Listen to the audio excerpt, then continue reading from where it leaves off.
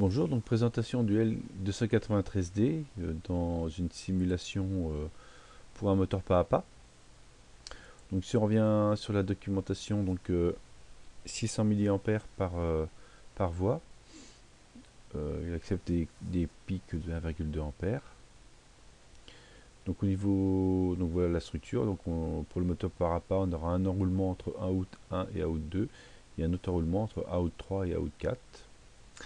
Donc par exemple, ces composants sont utilisés dans les spots 150 XT ou 250 XT de chez Rob. Hein, ils intègrent directement les L293D pour piloter les moteurs pas à pas qui font varier les gobos, euh, l'axe tilt et l'axe pan des projecteurs de chez Rob. Autre chose, tension de fonctionnement, donc on peut aller jusqu'à 36 volts au niveau des moteurs pas à pas et 36 volts au niveau de la tension logique. Hein. Voilà, donc en simulation, on trouve les deux potentiels de fonctionnement.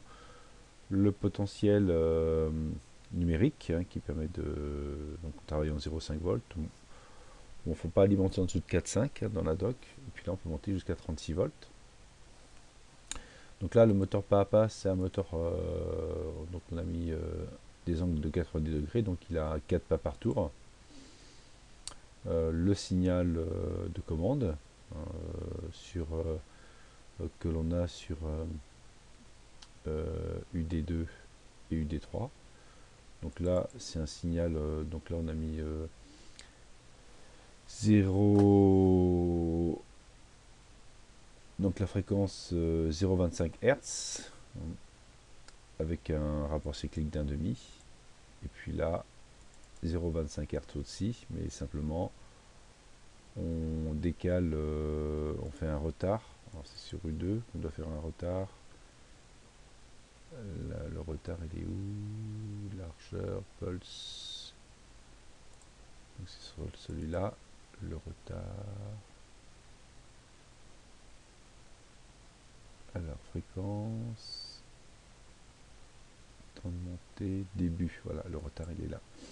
Donc on retarde d'une seconde qui permet de faire un décalage donc là on a 2 pi, là on a pi, donc pi sur 2. Donc on a un signal en quadrature. Donc là ça permet de piloter le moteur pas à pas.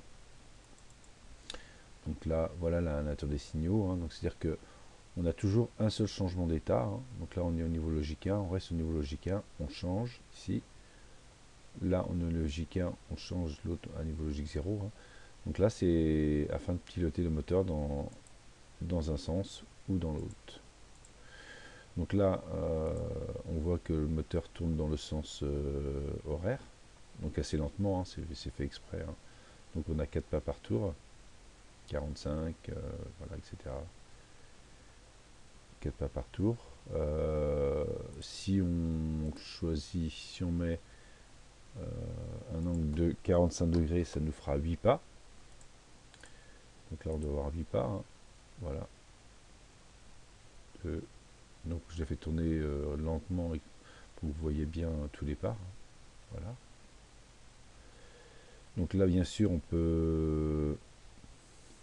Alors, est-ce qu'on peut changer de sens de rotation? Non, pas là, hein, c'est aussi au niveau des signaux de commande. Là, on peut arrêter le moteur, hein, tout simplement, même si on a les signaux de commande. Donc là, on a un peu dans tous les. Là, il faut vraiment mettre soit les deux à 0, soit les deux à 1 pour valider le double pont H. Donc là, on a un enroulement, un autre enroulement ici. Alors, les polarités des sens de roulement sont importants pour le câblage. Hein, pas... Autrement, vous aurez un dysfonctionnement. Si vous câblez mal vos enroulements sur le pont H. Alors maintenant, donc là on est en sens horaire.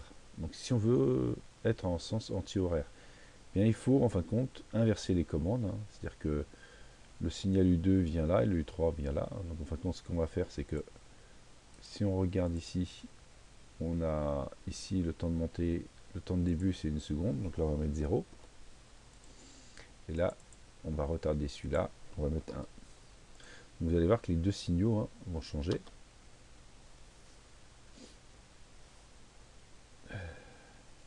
Voilà, ils sont changés. Donc c'est-à-dire que celui-ci, les deux signaux maintenant sont inversés et en simulation on va être en sens anti-horaire. Voilà. Donc c'est les signaux de commande qui font changer le sens de rotation du moteur et qui font avancer. Donc là on a un pas, deux pas, trois pas. Alors, si j'augmente par exemple la fréquence ici de rotation, donc fréquence va monter. Donc 1 demi-hertz, 500 milli, 500 milli. Donc on simule, donc ça va plus vite. Ah oui, donc là il faut que je change de temps de. Donc là c'est pas une seconde, là maintenant c'est 0,5 secondes. Voilà. Donc, je suis bien décalé de pi sur 2 et puis vous allez voir que le moteur il tourne beaucoup plus vite. Voilà. Alors la limite c'est quoi? Donc si votre fréquence, la fréquence du signal ici,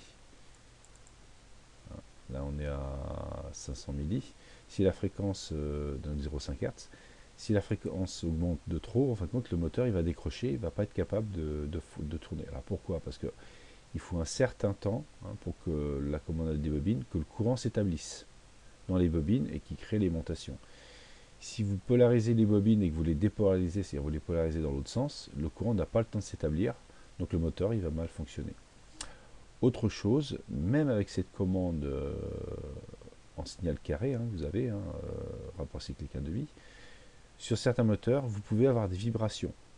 Alors pourquoi? Parce qu'en fin de compte, si on regarde un peu plus en détail, vous établissez le courant de manière rapide et sur front. Donc, il peut y avoir des vibrations moteurs. Donc, ça veut dire que au lieu qu'elles soient sur front, il faudrait faire un PWM très haché ici. C'est-à-dire passer niveau logique 1, 0, 1, 0, 0, 1, 0, 1, etc. En suivant une fonction sinus de telle manière que le courant s'établisse progressivement dans le bobinage. Donc avec certains moteurs, par exemple si on regarde la commande des robes 150 XT, les jeux de lumière de scène, on voit que ici on a un PWM dont le rapport cyclique est une fonction sinusoïdale pour l'établissement du courant et pour le déétablissement du courant. C'est-à-dire qu'entre ce temps-là et ce temps-là, vous avez un PWM qui permet de progressivement que le courant s'établisse sinusoïdalement.